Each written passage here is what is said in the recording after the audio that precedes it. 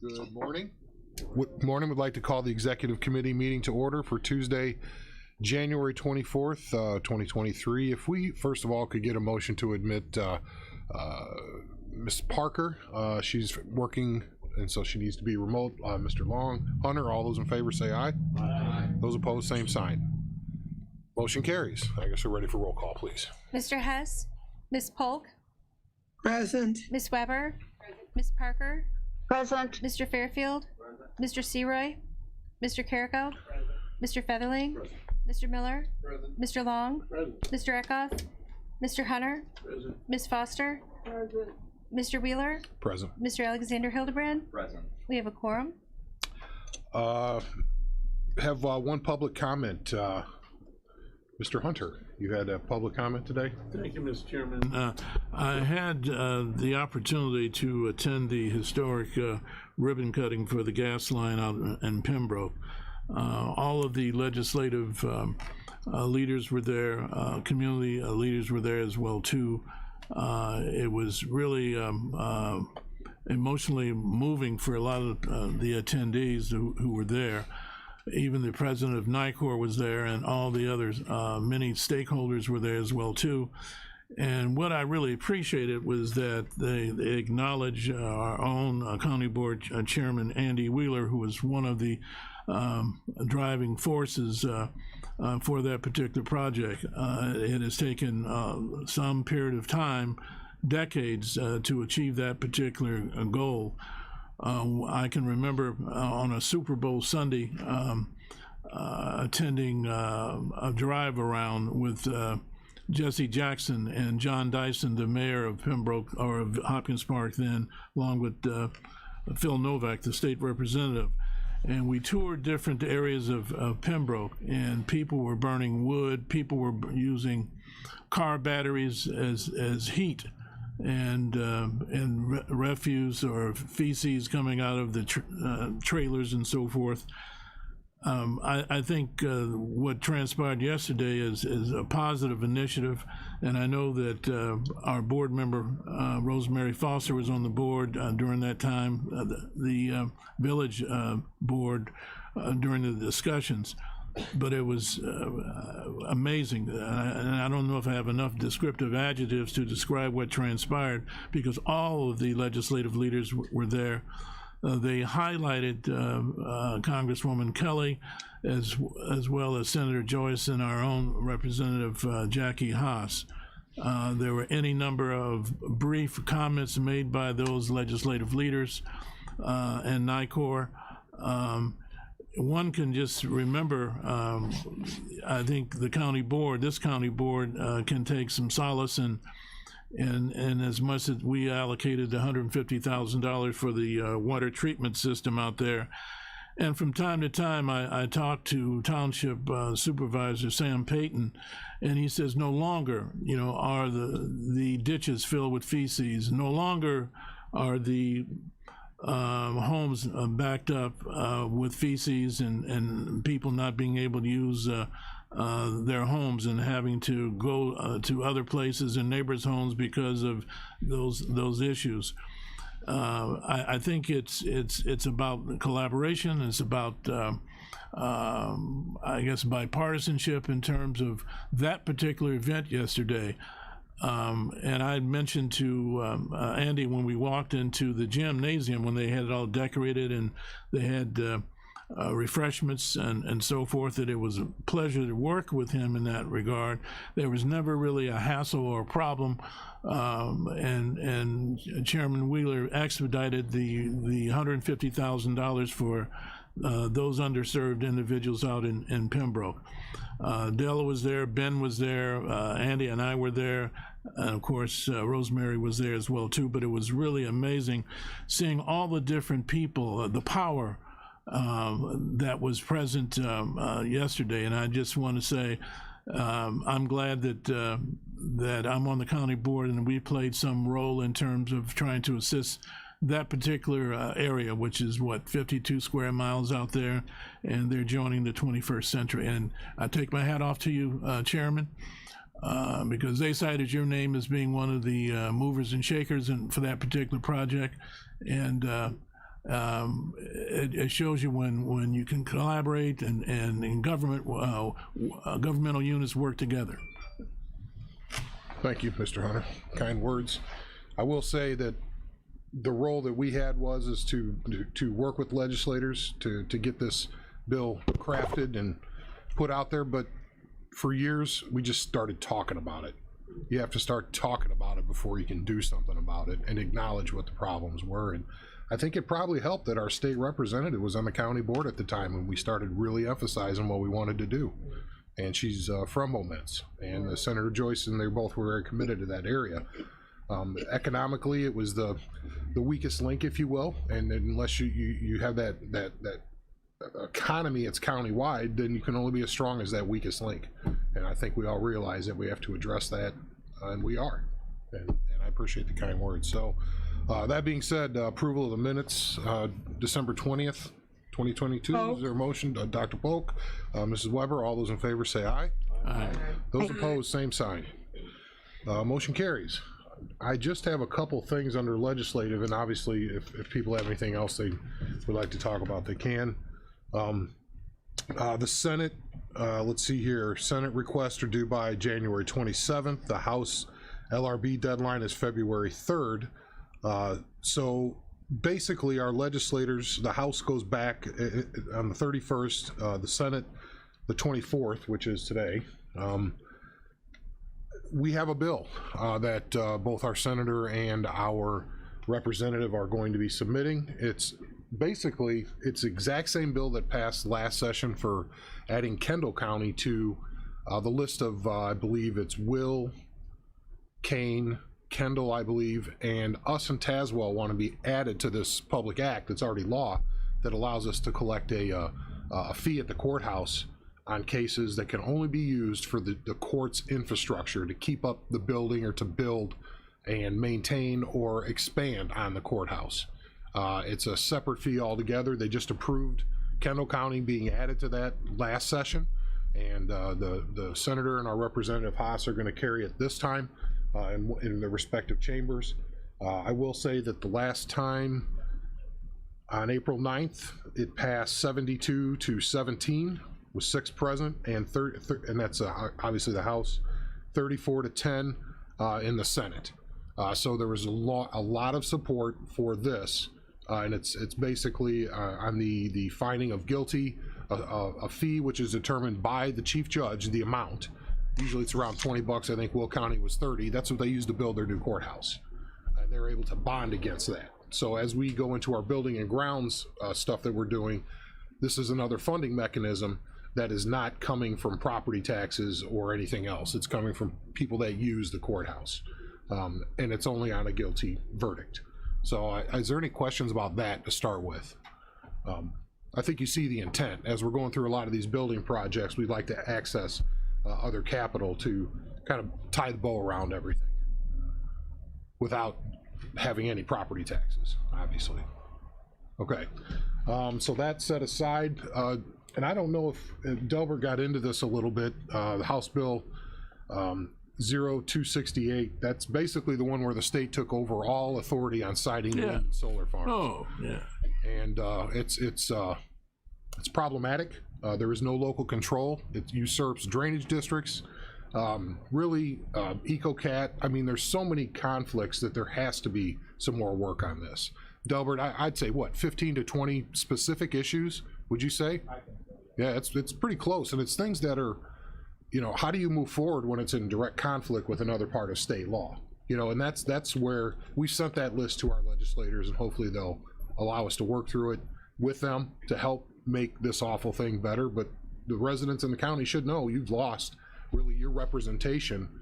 And I'll put it like this: if the county board cannot have any criteria that's stricter than what the state is allowing. Okay, so if you don't approve it and it meets their criteria, it's approved. Does that make sense? And it's not why we're here. And I don't like this. I don't think many people do like it. And I think it's a reaction of some counties saying quarter-mile setback on a solar farm. Well, that makes it impossible to build it. or outlawing solar altogether. It's a reaction to those types of things that the state has stepped up and done this, which I think it also, if we wanted to say, you know what, you don't even have to apply to do a solar farm, you can just do it. The other end of the spectrum, we can't even do that.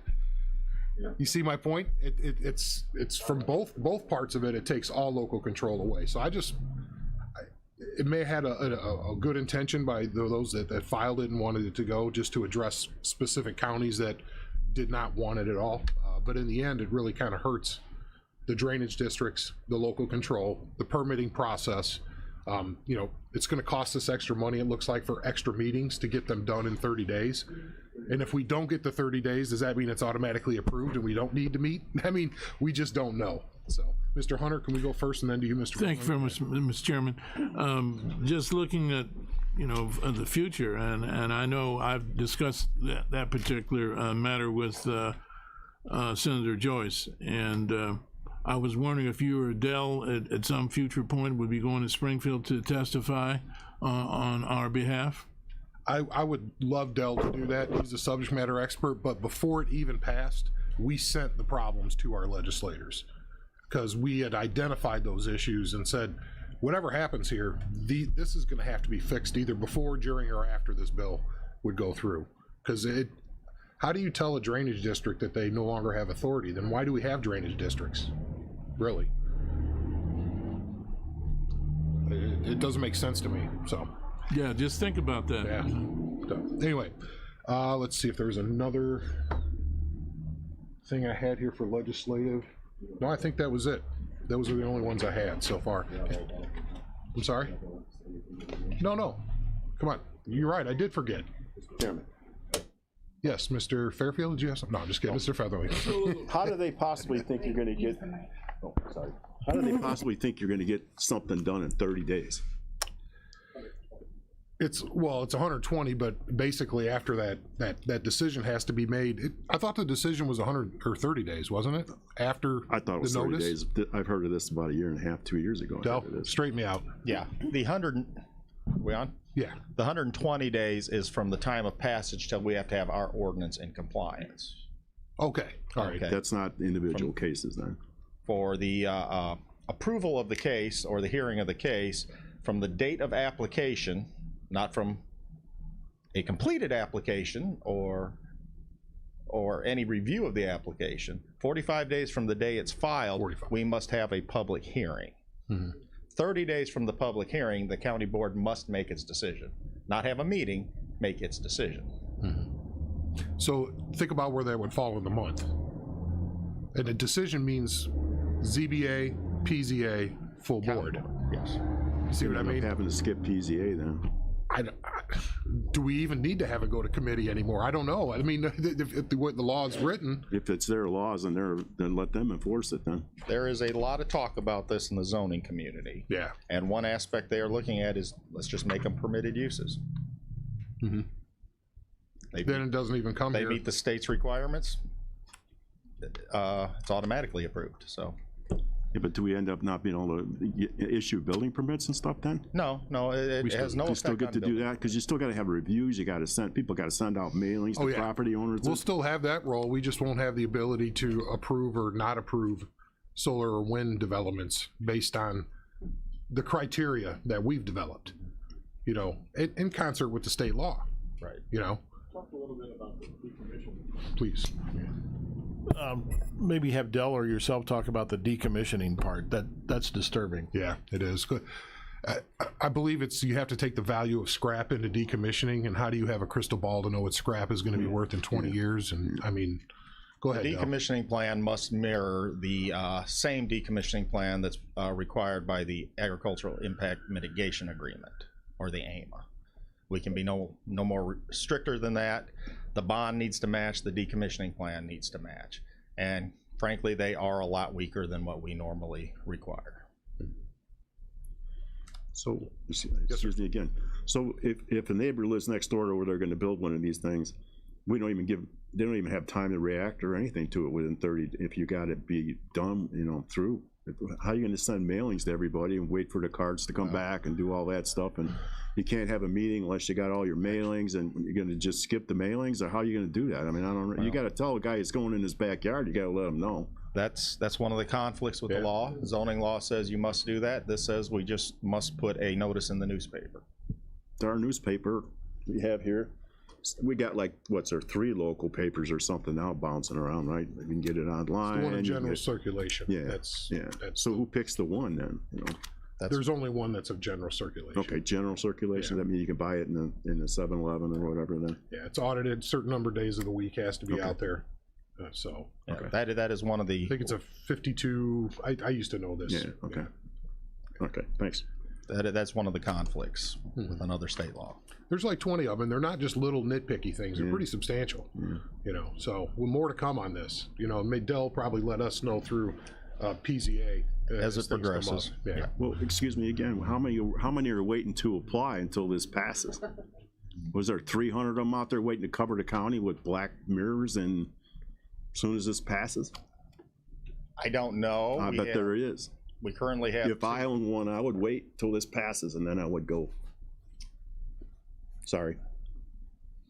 Get ready. I would say so. And That's all I can tell you is same get thing ready. well, you're forgetting wind. This isn't just solar. Yeah, we don't have the staff to cover stuff like that quick and that fast to get it out the door. They're gonna cover the amount, hiring people Well, to get things out. it seems like the staff is gonna not really have much to do.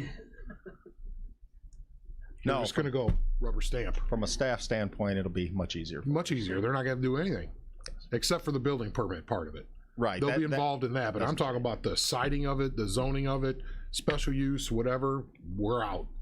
And so our residents are now out too. That's what I think we're upset about. Yeah.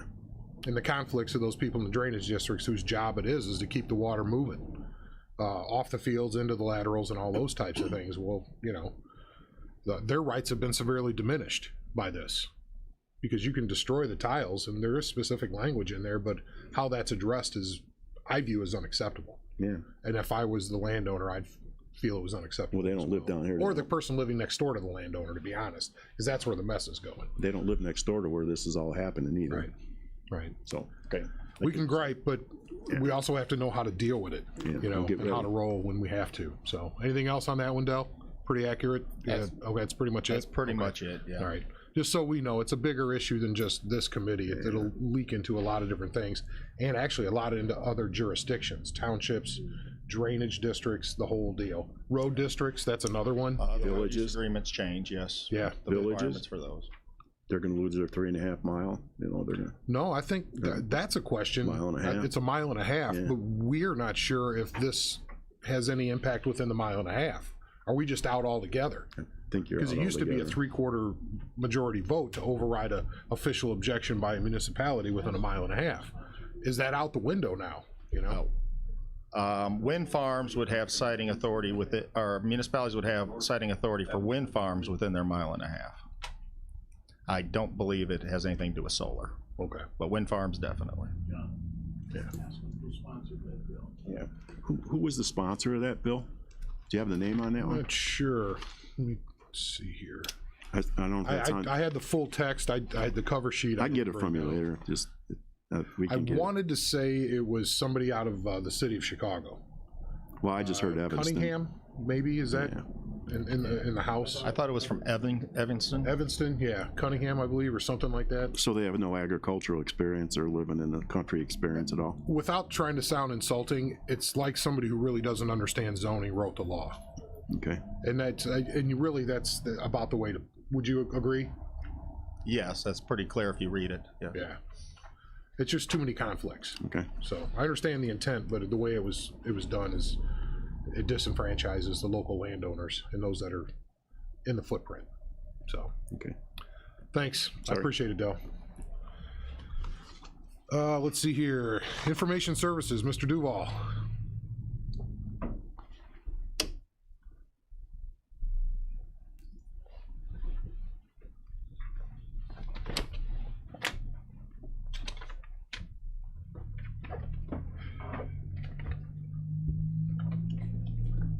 My part will be quick here. It's, as you know, all you've been here, except for a couple of you for several years. It's that season. It's January to March. This is when the malware for your specific accounts, you tend to have it sent to you between January and March. I warn you every year. You have publicly facing email accounts, so you get it heavier than other people. Please be careful. I see the anti-spam is catching a lot of it, but it's never going to catch all of it. We're protected here. We've got layers on it, but this is at your own home. So I'm asking you to be very careful. As I tell you before, is if you have any question, just delete it. Nothing confidential is going to be sent from that. It's all public record. So if you got any question, do not pass it on to somebody else. Don't just delete it. And if you got a question from somebody, send an email to that person that doesn't reply to that, asking that. Or most of you guys, if it's important, you already know that person. Just call them. That's the simplest thing. You won't get yourself infected. And most important, do not pass something on from your county one, because you could get us blacklisted on the internet. We have millions of dollars that rely on our finance and administration department, sheriff's department, being able to email with other entities. We can't have people blacklist us because it can take days to get off of that. So if you have any question, just delete it. Anything that you would be receiving in those accounts are public records, so it's probably already posted on the website. Or again, it's a split second to resend it to you. So it's not that crucial. Protect your own systems, protect the county at that point. I will say also, I would never email you for a cash card. Yes, I was gonna say that. Neither would Anita, neither would Dell or anybody. No one's gonna ask you for anything. Mm-hmm. I didn't know if you wanted me to say that or not. Deep Dish Pizza, call me. We'll talk. Yeah. The next thing is, I previously, at the last meeting, I talked about for the last couple of months, we were going to upgrade the network based in anticipation of the new court system and some things going on in this department. We've completed that. We're ahead of schedule for that. I'm happy that went extremely well. Now I don't want to call it phase one because it'll never stop. If there's something that the new software needs, we will go out and do it to make sure. If we're investing millions of dollars in something, we don't want $1,000 of this thing stopping it from where we will adapt to whatever it's needed. But we're ahead of the system for there. We've got a couple other projects that'll wait for the chairman to decide whether or not when it's time for that. But that was to give them options to do other things in there, and that's been accomplished. But it's an update on what I've spoke about the last couple of meetings. On another issue, state's attorney had, they're not only going along with the court system, they're gonna do their own system inside their office. We had a request a couple weeks ago for specifically upgrade Wi-Fi in a couple courtrooms so they could do what they need to do in their department to deal with their software. Well, it happened to coincide what we were already going to do for the court system software. So what I did is, instead of doing it a month later, we just moved it up. That worked out perfectly. We went back to them. They said everything worked perfectly. It improved what they wanted it to do. And give you an update, I believe in the last meeting we discussed the fact that for my department, Jason is going to be assigned as has been assigned as the project manager on that. An update on that, he's already met with the probation department. I believe as Andy and I said, that the department that's going first is the probation department. I sent over Jason. He discussed the matter with the department head and Randy, who's the one in charge of IT for their stuff. I had Randy familiarize Jason with their existing software. So he's got a good handle on what their existing software can do, what it looks like, what parts are in that. They then went together on the demo of the new software. There's a demo out there, so they sat next to you so they can compare, here's the old software, here's the new software, and they both can have some ideas. And what about this? Jason was already said, no, I think this would go here, this would go there, this go here, and it seemed to go extremely smoothly. one thing I can say with the probation department, they've been forward thinking here, because they, unlike the circuit clerk's office, they were happy with their software. They liked their software. But after the demonstration through the various RFPs, that the vendor that we chose software for the probation department was so superior to what they already had and provided so many new benefits. I believe Tom's idea was, if there was a way possible, they'd like to go with that.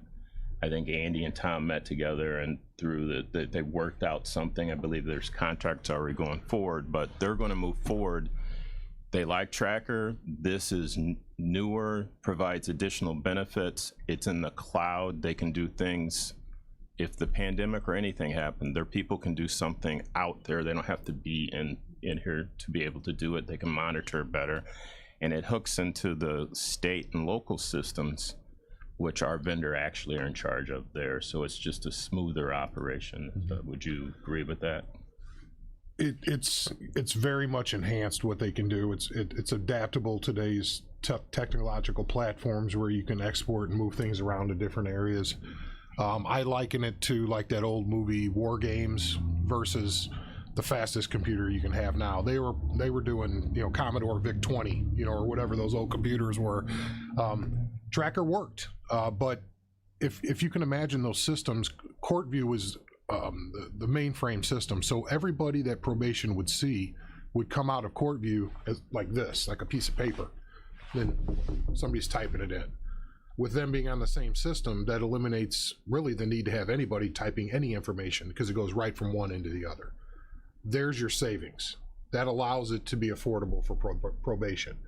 We're not saying that those people will be let go. What we're saying is they can be repurposed into other positions that are needed within, and that's down the road once the integration happens and everybody is comfortable with everything. And it's not saying anything's going to change immediately, but it allows us to be able to adapt and reduce the cost of operations. Because with what the state is doing, and we know this, they're taking the revenue that used to support courts' operations away. And the only way that we can make it so the taxpayer doesn't have to pay for it here locally is to drive efficiencies throughout the whole system. And that costs money on the front end with these computer upgrades. But when you do the cost benefit over time, those lines tend to come together into affordability. I'd also say that that's something that I've had long conversations with Jason when we made him the project manager. While it's not his primary, it's close to his primary. Anytime he's looking at this from our local point of view, is to make sure that that department is not falling back to the trap of just doing what we did previously. He's making sure that, oh, wait a minute, while he doesn't have control to say this employee, it's not his employee, but he's saying, all right, you know, instead of doing it that way, this was meant to do it that way. That's a duplicate. He's already seen a couple issues where it says, well, that's kind of duplicate. You don't really need to do that. Look at it differently. Well, that's important, because if nobody's there during this process, they'll just duplicate the same kind of, not wasteful, but you know what I mean. As you said, you really just can't afford it going forward to do something, to duplicate. We have processes that were anachronisms, things that shouldn't exist in the time that we live in. You know, like watching an old Western and you see an air jet fly in the background. It's kind of like that, you know what I mean? It's like, we shouldn't be doing these things hand and paper to each other. That ended 10 years ago, but our system, we were still paying for it. That's why we're going to pay it all off next year and abate all those bonds so the taxpayers don't have to pay for it. There's reasons why we're going through these steps. Well, we can't manage the department, nor do we want to. We definitely need to manage the money, and that's where this comes in. And he will be reporting back to the department head and actually myself, but mainly a lot of this is the chairman's project. So you specifically said you had some concerns, so we put that in there for Jason to look for those things. Again, he doesn't run that department, he can't tell personnel, but he can make it clear that it's coming back to report whether or not you're doing it the way that this was meant to be implemented. I know some of you have had that concern. If you invest money in this, how do we know they're going to use it the way we want to? We have eyes there. We're going to see that if you're investing several $1 million, that everybody's making an attempt to use it how it was meant to be. And so we're clear, I want to make sure we're trying to be advocates for those departments and the court systems. when we're over there. We're not trying to tell them what to do. We're trying to be advocates because we're just not going to have the budgets to pay for extra people. And so it's really, that's why we're getting buy-in. They realize that the systems have to become more modern in order to keep up with the caseload that they have. So I don't anticipate that being a problem.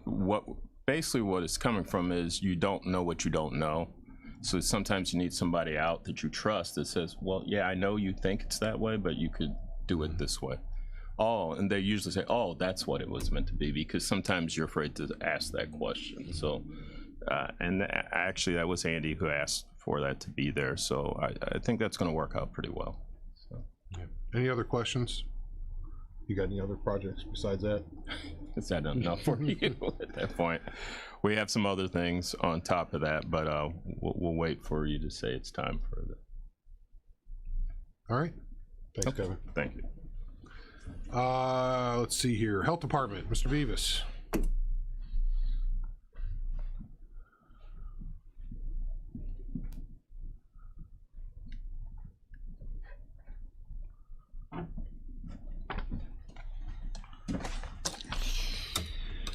Good morning. I can be brief. I gave you my report yesterday. You should see that. I won't insult your intelligence by reading the numbers. They're looking really good here in our community. Really, the only thing I would want to say then for today, just as a bit of news, on January 17th of this year, last week, the health department fully reopened up.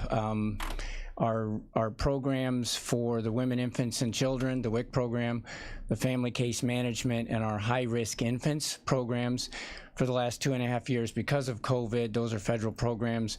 We had been told to have those appointments. They were still being done, but they were being serviced by phone calls only. So we weren't able to actually interact with those individuals face to face, or with, you know, the pregnant mothers, the women, and their children. It was all by phone call and going by how they answered the questions. So obviously it's not conducive to being able to recognize or anticipate maybe some of their concerns or needs in regards to things that we normally would have done if we'd have seen them face to face. So throughout the state, many health departments, including our own, had concerns that health situations that were occurring because of COVID at home for so long were being missed, such as high blood pressure, postpartum depression, issues with the kids and their learning because they weren't at school, those types of things. So we are excited, have slowly begun to integrate that. A number of our frontline staff have actually been hired since COVID began, and as a result of that, many of them hadn't actually ever interacted with people face to face. So it's a learning experience. It's getting the clients back into the health department because they're used to being at home, and it's in getting our staff used to interacting with them face to face. So it's going really well. It's a good time of the year to do it, a little bit slower with the winter and everything. So that's our big news. Otherwise, I'll leave it for any questions. You doing? Turner? Thank you very much, Mr. Chairman. John, and I don't mean to bring Rosemary in this, but we had a conversation with Mr. Taylor, Sr. yesterday, and he articulated the subject matter of publicity on the services provided by your office. I don't mean to ask for specificity, but with respect to allocation of funds of the Journal versus the City News, I assume there's probably a disparity in terms of readership. Would you at some point interface with him and address that particular matter? We'd appreciate that. I do, and I have. Okay. So that's already being taken care of. Mr. Taylor's publication, as well as the Journal and all the radio stations, the media, we do reach out to them. We don't necessarily just decide today we're going to put an ad in the paper, for example, and exclude one over another. It's grant money that dictates certain services, whether it's a billboard or a publication, but he is part of that, and I have communicated with that. There have been some issues in the past, and he and I have communicated on improving that relationship. So I feel that we have moved forward. We don't have anything current to do. Some of the items that are appearing in the journal currently that maybe aren't, that we actually did also spend money out of the grant to put in the City News. Theirs is it's a longer spread out type advertisement that the Journal offered versus what we were able to get with Mr. Taylor's publication. Well, this conversation just transpired not even 24 hours ago, and I'd appreciate if you could interface with him and clear up any kind of discrepancy that is being discussed. So that's all I'm asking for. Okay, I can do, I'll reach out to Mr. Taylor and would just make the point that the phone works both ways too. If he has an issue with us that we're not doing something potentially, it doesn't help me today to not know what was discussed yesterday. Okay, thank you very That's all I'm much. saying. Thank you. Anyone else?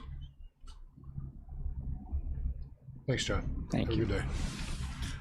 Rosemary, will you call John? Would you call him? Schools, Frank Petkunis, the regional superintendent. You have the quarterly report, I believe, on your iPads, correct? Okay, that's because we didn't print it all out because it's. But is there a motion to approve and put it on? Well, not approve, put on file. Mr. Fairfield and Mr. Carrico, I believe, with the second. All those in favor say aye. Aye. Those opposed, same sign. Motion carries. Morning. Morning. Just wanted to stop by just to let you know just a few things, nothing major. My schedule actually allowed for me to be here today, so I thought I'd stop by. We had our joint ed meeting last week, so I updated that committee on everything, and that's where that report came from. First semester's completed for schools, so the year's a little more than halfway over. Things are going well with schools in the region, nothing major. Our activity in our office, the inspections of schools was completed last week. We finished our last schools with the Kankakee School District last week, so that activity of going out and inspecting the schools is done. We will get those reports out. No major issues with any of our buildings. As a matter of fact, met with the State Fire Marshal yesterday because they walked through some of the buildings as well, and they commented that our schools do a nice job, which we kind of know that anyway, but even walking through buildings like LCC, old buildings like that, how impressive they are kept up. So our districts do a very nice job with what we have, even though some of our stuff is pretty old. So there's various building projects still continuing in the region. More to come. School maintenance grants came out from the state, so a lot of our districts took advantage of those. Those are $50,000 matching grants, so small grants, but allow for getting some projects done. So some ongoing projects that are still hanging on due to supply shortages, but they're starting to get caught up. So a lot of HVAC projects that started last year, hopefully they'll have their air conditioning ready to go by this summer. Still a focus with schools is social, emotional, and mental health resources to try to help students. So they're focusing really heavily on that. And then our staff continues to support students and educators within the region and partner with community organizations to try to support them as much as possible. So we're going strong, and I feel like our transition went smooth, and I think we're on our way. So anybody have any questions for me? Yes, sir, Mr. Fairfield. You had told us in our meeting about the boiler system that's been redone. Could you give us a little update on that? I'm sorry, what was The boiler system? The boilers? Boilers that were in the Kankakee School District? Oh, yeah, so last year, LCC's boilers had to be shut down, emergency, and if you recall, those students had to be displaced into various locations throughout the area. That project is completed, and you know, it's hard to appreciate when somebody says, boy, that's a very nice boiler room, because that LCC boiler room was pretty scary for a lot of years, because those boilers were old. And boy, you walk in there now and it's pretty cool. I mean, the state-of-the-art stuff that's in there, and they're running, and they're just waiting on one approval from the state fire marshal, but everything's up and running, ready to go.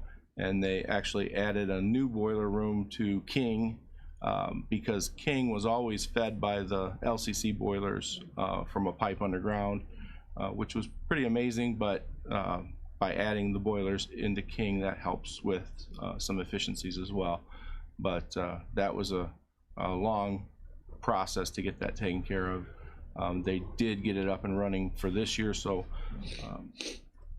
the kids and the staff at LCC and King are in the building, and they've been there all year, so that's a good thing. They were pretty displaced for a while there because they had some other stuff for the last couple of years, so hopefully that can continue. Thank you. Mr. Hunter? That was my same question too, but I was wondering, does the Board of Education still issue report cards on various districts? So yeah, the State Board of Education, each school has to have a report card, and those were released last fall, and they're available. The school district has to have a link on their webpage to be able to see those. So those are available. Various factors go into those report cards, and so I like to compare the state report card to back in the days, back in my days of when I was in retail, consumer reports. And when people would use consumer reports and they'd look at that rating and that's all they would go by, there's a lot more to that story than that rating or that number or that score. So if you really want to understand it, you want to dig into that information or call the school or talk to, I mean, you're welcome to talk to me. We can work through any of that stuff. Was any alarms in terms of 111? Nothing stood out with me. There's nothing that has been a red flag that I have seen. So thank you. Mm-hmm. Anything else? Thank you. Thank you. Next up, VAC, Karen Smetansky. She's got a monthly report and motion to put on file. Mr. Featherling, Ms. Weber, all those in favor say aye. Aye. Those opposed, same sign.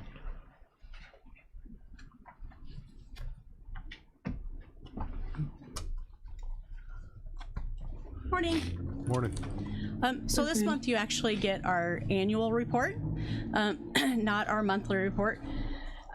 This is what we send to the governor every year, and it will go to our board tonight also. Also attached this year is the Illinois State report. So all of the VACs that are willing to collaborate send one person within the state their governor's reports, and then they combine them and put them together. So that's a little bit newer for us. We've only been doing that, I think this is the third year, so that's a great report to look at. So a couple things for our office that's happened that you don't have in a report anywhere is David McCleary has passed his basic benefits and he is on his way to becoming a service officer, so there'll actually be 3 of us finally. We are working at Amanda, who is our admin, will take the next basic benefits course also. That's in April. So it's a long process to become a service officer. Even though David's passed his basic benefits, he actually probably won't start doing paperwork until close to the end of the year by himself. So it's a long process. So Amanda, if she takes basic benefits in April, probably won't even start doing paperwork until next year. So once we start hiring people like that, it just takes a long time to be able to do the service officer work itself. A couple other things I wanted to mention. The nonprofit that I work with, Project Headspace and Timing, we have developed an app that is working with the hospitals in town, the sheriff's departments, and then our advocacy program. And the app will probably be finalized the first week or so of February. And we'll probably take it to the hospitals to show them, do the demo with them, then take it to the sheriff's department. And we'll really roll it out then with our fundraiser, Heroes, Hogs, and Hot Rods, which is going to be June 10th this year. But that app will allow veterans to call an advocate through the app. It's kind of like calling an Uber or dialing up food, except they'll be able to call a veteran advocate to go out for coffee or go on one of our troops on trails canoe trips, or worst case scenario with the sheriff's department, if a police officer goes to a scene of a PTSD incident and they find out that the person is a veteran, they can actually go on the app themselves and say, hey, we got a vet that's in distress. If you have an advocate, can you send the one? So that a veteran can talk to a veteran. And an incident happened last Veterans Day weekend where Kankakee City Police called Eric Peterson, who's Project Headspace and Timing. Hospital called Eric. They had a vet that was ready to jump off the bridge, and if we had the app, he probably could have responded a little bit quicker. This app has been in the process for almost 2 years, and it's almost done. So we're really excited about being able to roll that out. Any questions about that before I move on? No. Okay. The other thing I wanted to point out in the state annual report was on page 19. On page 19, it covers the veterans receiving property tax exemptions, and I think that is a big deal to some people. I know that the assessors have some questions about how many people really receive property tax discounts as veterans, and this is something that the state association has put together so that people asking questions have something to refer to. So if anybody in your districts or anybody wants to know anything, this is a statewide number, not just for our county or whatever, but that is a statewide number of how many veterans actually receive property tax exemptions based on their disability. So if you have any questions about that too, that's a great number to know. Any questions? Ms. Weber? I was looking at your goals for 2023. I'm just interested in an update on number 1 about partnering with the Housing Authority, completion of a veterans permanent supportive housing on Washington. What's an update there? So the only thing I can tell you that the last thing I was told was that they haven't closed on the building yet. There was a holdup. They had to redo the architectural layout of it, and they hope to close in February and get started. It's still going. There was no squash in the whole project. It was just they had to redo the architectural part. So, but I hope that's still a go as far as that goes. But close in February and then get started. 100 block of North Washington? It's the old funeral home. Or South Washington. Yeah, the old funeral home, whatever that was, but yeah, that way. Right behind Gas and Wash. Right. Yep. That's good. Any other questions? Thanks. Let's see. County Administrator Anita Speckman with her monthly update.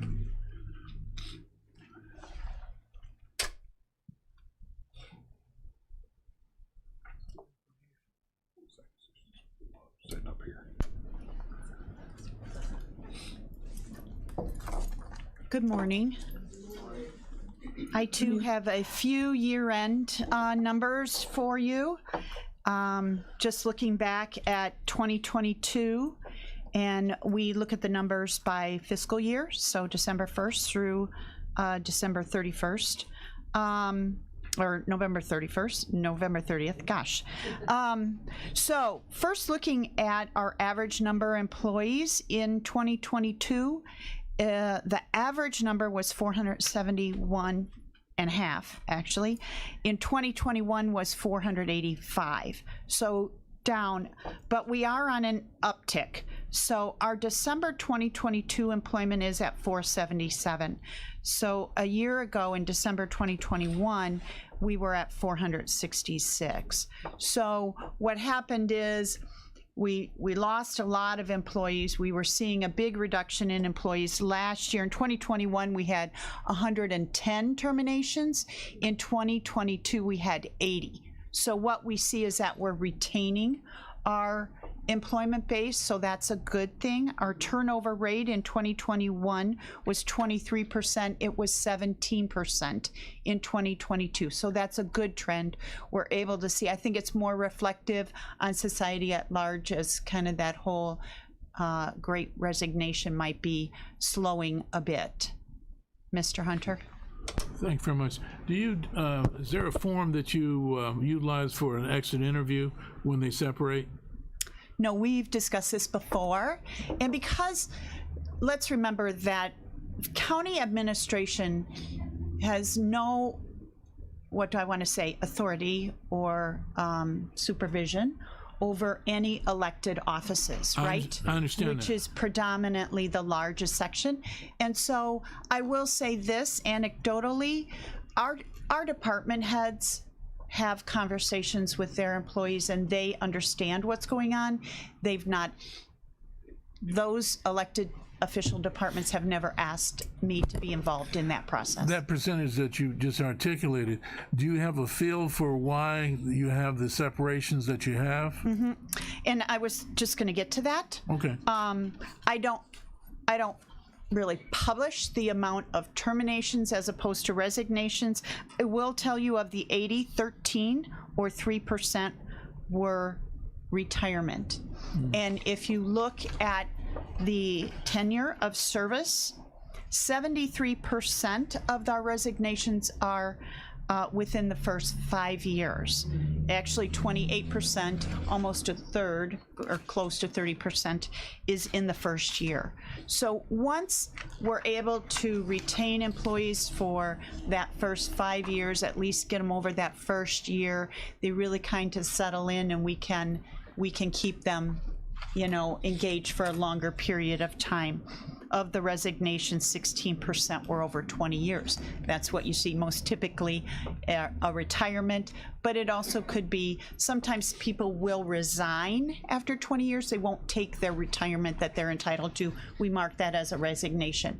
The retirements, when I gave you the retirement number of 13, that's our actual employees that submit retirement through the county's pension system, IMRF. By any chance, did you note a typical high turnover area is corrections? Is that still a treadmill? You know, because you don't know you don't like it until you get in the jail type thing, and then it might not be the best job. Some love it. I'm just saying, it seems like that was a turnover point. It is. They have a higher, it's not a higher percentage. I will say that. Actually, the department with the highest percentage, but it's a little misleading, was assessment. Because they have 5 employees and they lost 3. So they're showing 60%, right? Not really comparable to corrections. So I look at both numbers and percentage to try and get a feel, but you're right, corrections does have the highest, they also have the highest number of employees. Over 100, I believe. Oh, Right. Right. Right. So, moving on to FMLA. In 2022, we had 42 FMLA leaves granted. That's leave under the Family and Medical Leave Act. In 2021, we had 50. So what we're seeing is that 2022 overall seemed to be more consistent with prior years. 2021 really was kind of an outlier where there was a lot of churn going on with our employees and our employment based. Seems to be settling down. We had 41 FMLA cases in 2020 and 39 in 2019. So 2022 kind of got back to where we were previously and where we tend to be. In terms of work comp, we had 35 cases in 2022. That number seems to be ticking up, although it continues to be minor cases. We had 30 cases in 2021, 17 in 2020. 2020 was kind of an outlier. We were kind of waiting to see if 2021 was really an evening out of, but it seems like we're in a bit of an uptick in the number of cases, but the number of cases with lost time, so an employee misses more than 3 days by federal OSHA reporting requirements, that was 3 in 2022. So although we have a larger number of cases, they continue to be quite minor, which speaks to our environment and the safety, and our employees who are, take safety seriously. So we're really quite happy with that. Our insurance company is happy with that. We continue to watch that. In terms of the county's EAP program, we had 16 total cases employees that referred to the EAP. 15 was a self-referral, 1 was a supervisory referral. That is a utilization rate of 12% of our workforce. The national average is 4 to 6%. So that's good news that our employees are reaching out. We appreciate that. The top presenting issues: depression, anxiety, and informational requests. So just, trying to, I really, during our new employee orientation, I encourage our new employees to call, to look at, there's all sorts of referral services for things other than mental health issues within our EAP. Could be legal advice, could be accounting, budgeting, things like that. So our employees are calling for some of those other referral services. Let's see, 63% of those employees that called the EAP used the short-term counseling. 94% of those resolved their concern within the scope of the EAP. So what that means, it's a relatively short-term concern. Only 1 client received a referral for additional counseling through our group health insurance. So that's all very good news. Our plan, what we did is purchase the plan that has 6 sessions, so that's a good thing. So relatively short-term concerns by our employees that they're able to resolve within the EAP. EAP, I think that's it. The other things that kind of working on in administration is we continue with highway negotiations and finishing up open enrollment. So the new benefit plans all were effective on January 1st. So there are, January is usually filled with coverage changes, ID cards, questions about that, HSA funding. So there's a little bit of cleanup. We see more activity in January due to questions and concerns with the plans. Anything else?